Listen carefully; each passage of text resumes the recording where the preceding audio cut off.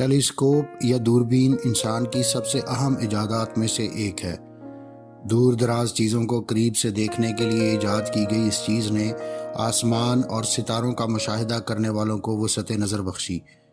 Telescope سے زمین کے بارے میں ہمارا نظریہ اور کائنات میں ہمارا مقام ہمیشہ کے لیے بدل گیا۔ لیکن ٹیلیسکوپ کی ایجاد کرنے والے ذہین کی شناخت اب بھی ایک معمہ بنی ہوئی ہے۔ اگرچہ اس ایجاد نے کائنات کے بارے میں انسانیت کے نقطہ نظر کو ہمیشہ کے لیے بدل دیا، مگر 1500 کی دہائی کے آخر میں شیشہ سازی کی صنعت میں ترقی اور لینس کوالٹی میں بہتری کے بعد یہ طے تھا کہیں بھی کبھی کوئی شخص 2 لینس اکٹھے استعمال کر کے ان کی یہ حیران کن خصوصیت دریافت کر سکتا ہے۔ تاہم تاریخ میں دوربین کی ایجاد کے لیے پیٹنٹ کی درخواست دینے والا پہلا شخص ڈچ گلاس میکر ہینس لیپریشی تھا۔ 1608 میں لیپریشی نے ایک ایسے آلے کا دعویٰ کیا جو کسی شے کو 3 گنا بڑا کر کے دکھا سکتا ہے، مگر اس نے یہ دریافت کیسے کی؟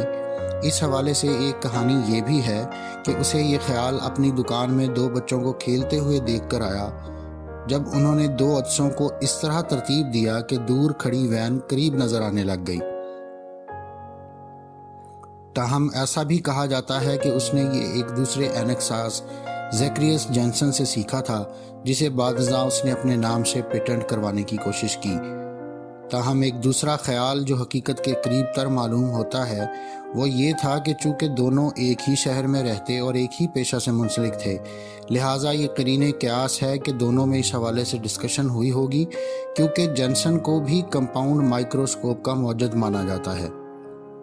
اس الجھن میں مزید اضافہ تب ہوا جب لیپروشی کی درخواست کے کچھ ہفتے بعد ایک اور ڈچ شہری جیکب میٹیوس نے بھی دوربین کے پیٹنٹ کے لیے درخواست دے دی۔ تاہم ڈچ حکومت نے دونوں درخواستوں کو مسترد کر دیا، مگر پھر نظر ثانی کے بعد حکومت کی طرف سے میٹیوس کو معمولی انعام دیا گیا، مگر لیپروشی کو دوربین بنانے کے لیے ایک موٹی رقم فراہم کی گئی۔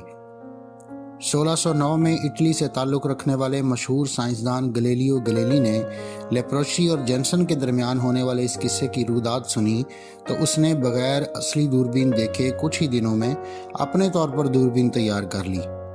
گلیلیو کی تیار کی گئی یہ دوربین اصل دوربین سے بھی بہتر تھی، کیونکہ یہ 3 گنا کی بجائے کسی چیز کو 20 گنا تک بڑا کر کے دکھانے کی صلاحیت رکھتی تھی۔ اس نے اپنی ایجاد کو سینٹ میں پیش کیا، جہاں اس کو اس کامیابی کے صلے میں یونیورسٹی میں دگنی تنخواہ پر تاعمر استاد مقرر کر دیا گیا۔ گلیلیو ہی وہ پہلا شخص تھا جس نے دوربین کو آسمان کا مشاہدہ کرنے کے لیے استعمال کیا۔ اسی نے چاند پر موجود کریٹرز اور پہاڑوں کو دیکھا، سیٹرن کے رنگز اور جوپیٹر کے 4 چاند دریافت کیے۔ تھامس ہیریٹ نامی ایک برطانوی ریاضی دان نے بھی چاند کا مشاہدہ کرنے کے لیے اسی طرح کی دوربین کا استعمال کیا، اور اس کی بنائی گئی ڈرائنگز گلیلیو کے مشاہدات کی تصدیق کرتی ہیں، اگرچہ انہیں کبھی شائع نہیں کیا گیا۔ گلیلیو سولر سسٹم کے تفصیلی مشاہدہ کرنے کی وجہ سے نظریاتی طور پر سورج کے کوپرنیکن ماڈل کے زیادہ قریب تھا۔ بعد ازاں اس نے اسی بنیاد پر اپنی کتاب dialogue concerning the 2 chief world systems Ptolemaic and Copernican لکھی اور اسے پاپ اربن آرٹ کے نام ڈیڈیکیٹ کیا، مگر ان کے نظریات کو مذہبی تعلیمات سے متصادم ہونے کی وجہ سے قابل اعتراض سمجھا گیا اور روم میں چرچ کے سامنے پیش ہونے کے لیے کہا گیا۔ سزا کے طور پر چرچ کی طرف سے باقی زندگی کے لیے گلیلیو کو ان کے گھر میں نظر بند کر دیا گیا، مگر یہ سزا در حقیقت ان کے لیے ایک نعمت ثابت ہوئی کہ انہیں اپنی موت یعنی 1642 تک سائنس اور تحقیق کو بھرپور وقت دینے کا موقع ملا۔ اسی دوران یورپ میں جوہانس کیپلر نامی سائنسدان اس حوالے سے اپنی تحقیق کر رہا تھا، جس نے بعد ازاں 2 کنویکس لینس استعمال کرتے ہوئے مزید بہتر دوربین بنائی، مگر اس میں اشیاء الٹی نظر آتی تھیں۔ 1668 میں آئزک نیوٹن نے ان کے کام کو آگے بڑھاتے ہوئے دوربین میں لینس کی بجائے مرر کے استعمال کا تجربہ کیا۔ بعد ازاں اسی ٹیکنالوجی نے جدید اسٹرانومی کی بنیاد رکھی اور آج تمام ماڈرن ٹیلیسکوپس میں مرر کا ہی استعمال کیا جاتا ہے۔ آج کی ٹیلیسکوپس دیکھنے کی صلاحیت کے ساتھ ساتھ مختلف الیکٹرو میگنیٹک ریز اور ریڈیشنز کا پتہ بھی چلا سکتی ہیں۔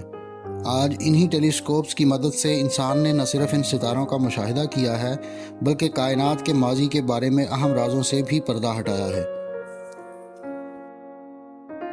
دلچسپ رازوں کے بارے میں جاننا چاہتے ہیں تو لائک اور سبسکرائب کیجیے ہمارا چینل اور گھنٹی کا بٹن دبائیے تاکہ نئی ویڈیوز آپ کو فوری مل سکے۔